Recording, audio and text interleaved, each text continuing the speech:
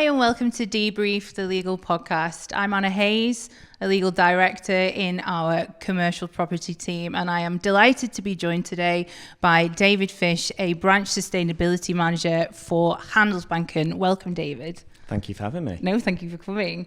So tell us a little bit more about your role and how you work within Handelsbanken.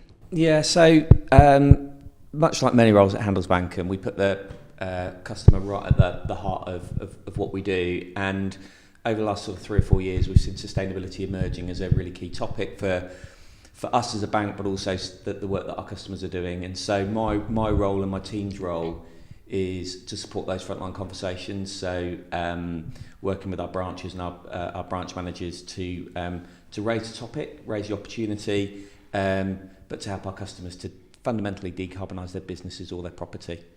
Yeah, and when you talk about raising the topic, I mean, I suppose that's what you and I are doing today. Really is a topic in the press and is only likely to gain more traction throughout the course of the next few years. So today we're chatting predominantly about the MEES regulations, how they are likely or probably to change over the next few years, what property owners need to do in order to comply, but certainly for you and I, beneficial for those property owners to really be proactive and take the lead in decarbonising their buildings and their businesses. And then importantly, how those property owners can fund those works and how you at Handelsbanken can help them. So starting with the very basics then, I mean, MEES regs have been around for a fair while now. The current regulations provide for a minimum energy efficiency standard of an EPC rating of E, so E or above. Anything lower is non-compliant. And if you are in a non-compliant building, it is illegal for you to sell, to let, and importantly, to continue to let your property. But the government has an ambitious net zero target for 2050, and it is inevitable that those regs are going to get tightened and those minimum requirements are going to be raised. So, I mean, my understanding, the previous government had an intention to raise the minimum energy efficiency to a C rating by 2028, up to an A by 2030, but I don't know if you agree or disagree. I'd say that's pretty ambitious. Yeah, I mean, I think you're right to start with what the long-term ambition is. I think what a lot of our customers say to us, and I'm sure to you as well, is it's quite complicated to track the changing regulation around minimum energy efficiency standards. It differs in different parts of the United Kingdom. So Scotland, England have slightly different pathways. But the overall message is pretty clear, and that is that property is a big part of the UK's ambition towards net zero by 2050, and a legally binding obligation. So, although we absolutely see the compliance windows and compliance levels changing, and have seen that over the recent past, the direction of travel is pretty clear. And when we talk to our customers about taking opportunities to improve the energy efficiency of their building, it's about, with a long-term view, but starting now. Absolutely. And I mean, from what I've read, my understanding is that building emissions contribute to something like 40% of carbon output in the UK, and the requirement is something staggering. I think it's 87% reduction in emissions required by buildings, which it's no mean feat. Well, I think the other thing to add there, and a stat that I love, and I always talk to our branches about, is that 80% of properties we'll have in 2050 we've got now. So we've got some of the oldest stock in Europe, in the UK. That's a big challenge in terms of bringing those buildings up to standard. There's a big cost involved, of course. There'll be financing requirements. But fundamentally, this isn't about levelling and starting again. We've got some beautiful buildings in the UK, but some of them need a bit of work to ensure that they remain compliant. Absolutely. I mean, from what I can see, I think the intention, like you said, there is only one trajectory. I think the dates, as I said, are a little ambitious. I think it's likely between 2030 and 2035, probably the earlier of that 5-year period, there's going to be an aim for potentially a B, I'd say. I think that's the intention. Yeah, I can see that as a trajectory. I think, the other thing, I know we're here to talk about MEES, and that is sort of the regulatory framework we have to comply with. But there are other pressures in terms of a commercial setting. So, absolutely. We see tenants wanting better energy efficiency. Part of that is because they're part of a supply chain that is driving net zero from top to bottom. So MEES are a big part of that, and a relatively well laid out, albeit the timelines may change, but a relatively well set out pathway. But there are other competitive pressures that will need to be factored into to sort of what landlords are doing with their buildings. Yeah, absolutely agree. And I think the important point to make is that in being proactive with your strategy is fundamental here, because that, as we know, that deadline, whenever it comes, will come. And you don't want to be getting close to that and not having a strategy in place, or preferably on a strategy, implementing that strategy at that point, if not, crossing the threshold well in advance of the deadline. Yeah, and we may already be past some of those points. So one of the things that Handelsbanken does every year, we have a property investor survey that comes out in and around March, and the last one reported that 77% of tenants, landlords had reported that 77% of tenants had asked or been talking to them about some element of sustainability feature, whether that would be energy efficiency or some other aspects of the building. So this is absolutely on tenants' radars now. And I think, the MEES regulations do help people to articulate it. But as I say, it's absolutely firmly on tenants' agendas already. Absolutely, especially with your bigger corporate tenants, and you've got a lot of you see BREEAM certifications, NABERS. You've also got tenants certifying B Corp. This is on everybody's radars, and it certainly is a wider ESG strategy. If you're looking at your branding and being future facing, you need to be occupying a building that aligns with your own ESG strategy. Your employees want to work somewhere that is future facing. That's the next generation of our most of our industries, if not all. People are very focused on ESG and how that's going to impact them when they are future leaders. So I think it's critical to obviously make sure that your buildings are compliant with MEES, that it's a legal requirement, but really you need, as a landlord or property owner, to be aligning with your tenants and staying ahead of that curve. And I think ultimately in doing so, you will afford yourself not only an increased value in your reversionary asset, obviously there's the energy improvement for your tenant, but you are affording yourself greater flexibility in your offering. More tenants are going to want to be occupying your building. I think, as we discussed just off camera, your rates liability, void rates liability, is massively reduced. So there are so many benefits in taking a lead and being proactive. Yeah, I mean, it's not just the rates liability, of course. It's turning that building round and getting it let more quickly. Yeah. As well, when you've got those energy efficient credentials as part of your building. So yes, there is potentially a cost outlay. I mean, I would always take the view that and a lot of the conversation with our customers about the practicalities of this is, if you've got the opportunity to do something with your building, just think about those sustainable elements. Don't do it twice. Sure. So you need to sort of be factoring that into your CapEx plans to make sure that you've got the building back. Perhaps you've got a void, you've got a vacancy. Is that the opportunity to sort of look at that building and think about those ESG credentials as well? Absolutely. And if you're looking at it now, say your goal is 6 years, have an occupational lease in place, now's a good time to look at that, see how those works can be implemented over that 6-year period. It can be done periodically. It gives you a longer capex period.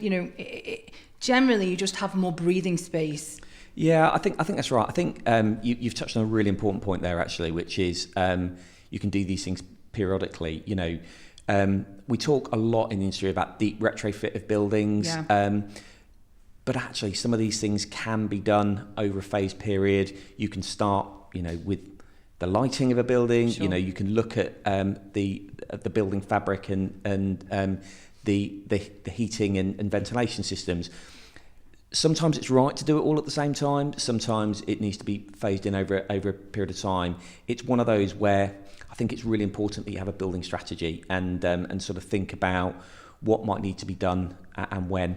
And sort of a question back to you, actually. I'm always really interested in things like green leases and how that potentially protects a landlord, that clarifies the requirements.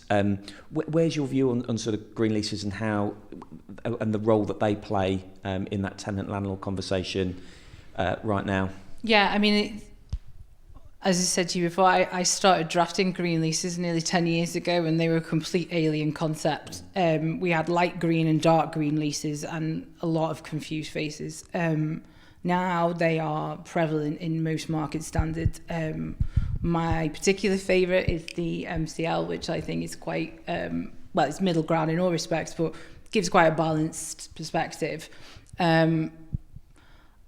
Vital for landlords predominantly to obtain data and to have sufficient access rights. And I think that is the access rights where we will see most conversation coming up. If you have an older lease that doesn't have these green lease provisions and a tenant is reluctant to let you in, you're not going to be able to get in. At the moment, the regulations say it's at complete tenant discretion. If you factor in those into your green lease provisions and providing yourself as a landlord with sufficient access, then you have the ability then to do that periodic upgrading, retrofitting, that's going to mean you're not causing business disruption. And it might be that it's a commercial discussion between you and your tenant, but if you already have the drafting in place, then you're one step ahead of the curve. In terms of your other green lease provisions, the main one I see is obviously the alterations. That is after you've done your retrofit or your upgrading, and you're then preserving what you've created. Tenants are, often it's only going to be in the kind of a more industrial asset where tenants are doing those bigger works. In an office, it's normally demountable partitioning, which is neither here nor there, but you need to make sure that your drafting is clear as to what you've created and what you need to preserve, and that tenants aren't going to come in and start damaging that nude fabric or messing with your new energy systems. Yeah, it's something we talk about in use. So it's not just about what the building looks like, the certification, but what is the performance of that building in use with the tenant in situ. Yeah. That I think will become increasingly important. Probably to get out to 2030 and beyond, there is an increasing demand for understanding what those emissions, for example, might look like. Absolutely. And I think building those provisions in is obviously really important. And I think it is quite sector specific. So certainly in a lot of the retail assets I work on, there is provision for forums and discussions, because you have tenants occupying small spaces within one larger, much larger building, and it's important that those conversations are aligned and that there is like almost a collective strategy for a shopping centre, for example, led by the property owner but fed into by tenants. That's obviously very different to an industrial site where you have one tenant occupying a really large site and engaging in activities, potentially contaminative land issues, environmental regulations issues, which completely different beast.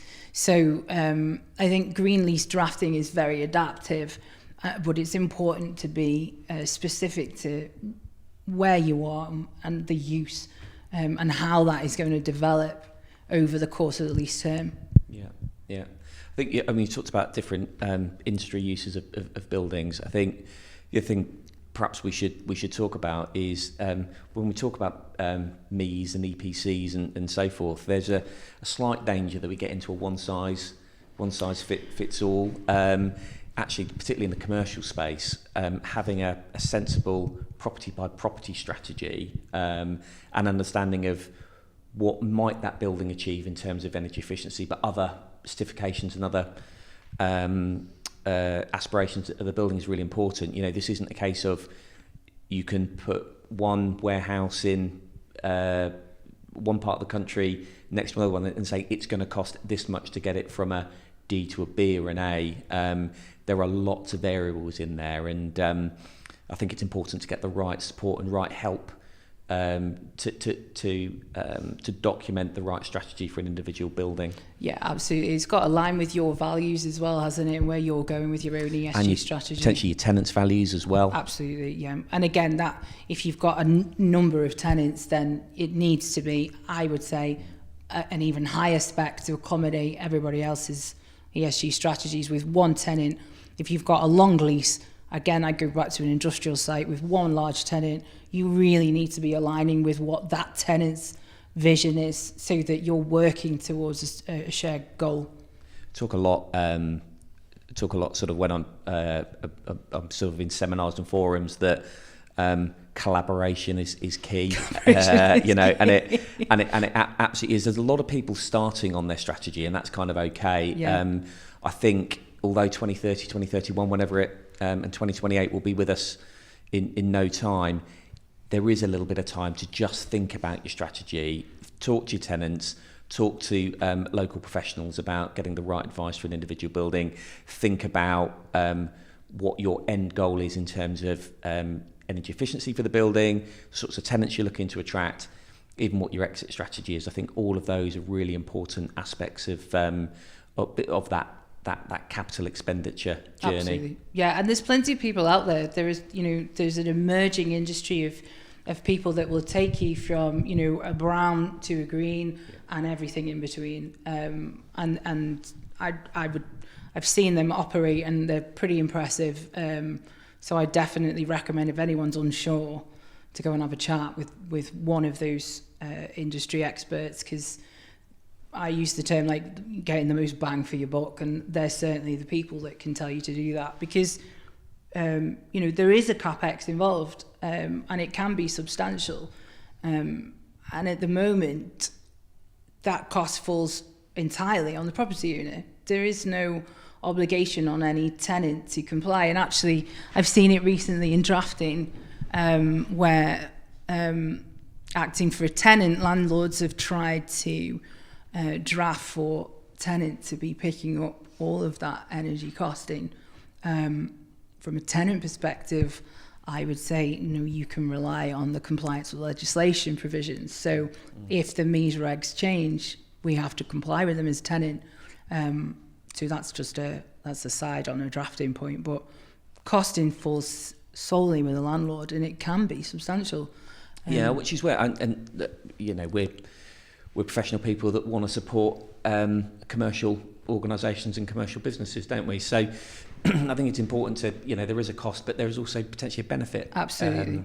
To undertaking this work as well. And I think the phrase double materiality, where people absolutely look at ESG for impact and looking to make a difference to their buildings, looking to make a difference in terms of minimising climate change. But the double materiality is also the commercial aspects of it. And absolutely, as we factor in supply chains and what tenants might need to look at, I think it's really important that we understand that there is potentially a real cost benefit to doing some of this work as well. Yeah, absolutely. And we were talking about brown to green. There's now a market for those larger institutional investors to acquire those assets that aligns with their strategy more so than constructing a shiny new asset, because it tells a story. It has its own ESG story, and it is important for landlords to keep that bigger picture in mind, that it isn't just a compliance piece, and that the reversionary value will increase. I mean, the alternative is that you have a brown site that you can't let, you can't sell, you can't gain finance to improve, especially if it's left too late to do so. So there is a push element to this, but there is also a huge pull if you are able to see those benefits. Yeah, and there's I work for a bank, and I think it's important for landlords to understand that there is help out there. Absolutely. And there's a big driver on finance institutions to ensure that there is sufficient capital being redirected to support the transition, either through cheaper finance or support for retrofitting properties. There is absolutely that support. So it isn't, I hope, just one way traffic. I mean, you talk about the liability on the landlord for meeting regulations. There is, but there is support and help out there to help them achieve that. Yeah, and I am delighted that Handelsbanken have come up today and taken the time to chat to me, because you guys really have got a great focus on sustainability in your lending products. So can you share a little bit more about what Handelsbanken offer in this space? Yeah, so first and foremost, what we've tried to do is make sure that sustainability is a key part of our ongoing dialogue with our customers, and we can see it as a emerging risk and opportunity, and as a trusted advisor, which I think whereas a lot of banks want to position themselves, it is important you have that conversation and you start to understand where your clients are on that journey, because it is a journey and sometimes it takes a bit of time. I think the other thing that we've tried to do is make sustainability a kind of a core part of what we try to do with our lending. So if we're lending on a property, can that facility be linked in some way if a building meets a certain criteria, a certain threshold? So, for example, you have an EPC of A, can that attract a better pricing conversation? So that's a core part of what we're trying to do. I think the other thing in the commercial space that we're really keen to talk about is climate impact and adaptation. So slightly two sides to a similar product. So climate impact is about what might you do with a building? Is it solar on the roof? Are you putting EV charging units in your building?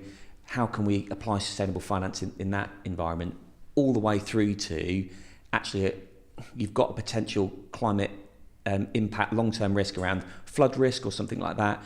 Do you need to do something to a building that means that building continues to be viable in occupation? So it's about understanding both aspects of this, that energy efficiency and MEES and retrofitting and doing the right thing by building should attract sustainable finance, but also ensuring that existing buildings remain in occupation even when we start to see some of the physical effects of climate change is something that we're also keen to support as well. Yeah, and it is a real issue, the flood risk particularly. The sites I've worked on recently, where there's been a need for quite hefty mitigation because of the effect of climate change and the nature of the site. We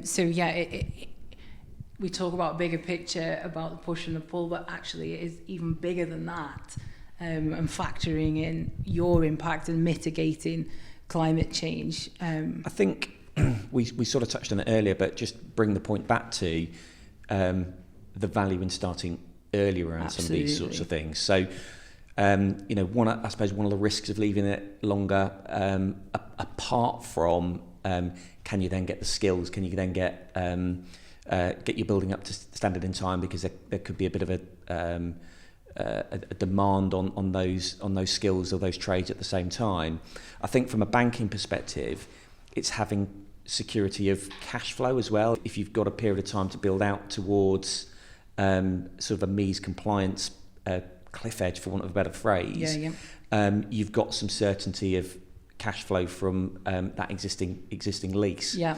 If you're looking at something sort of slightly further into the future, and actually you're looking at, is that building going to be lettable in 18 months' time as we reach a window, then where is the security from a banking perspective of being able to service that loan if you haven't started to make the necessary changes? So again, it's kind of one of those where we just want to work with clients to understand where their strategy is, where they are on that journey, and can we help them to protect the value of their asset into the future and beyond regulatory or tenant demand or other supply chain impacts that might otherwise impact their building. Yeah, and it's like you said, tenants are asking for this now. It's something that's on everybody's radars, and what will happen is you will have those proactive property owners that are setting the trends, and you can see that already. You can see it around where we're sat right now,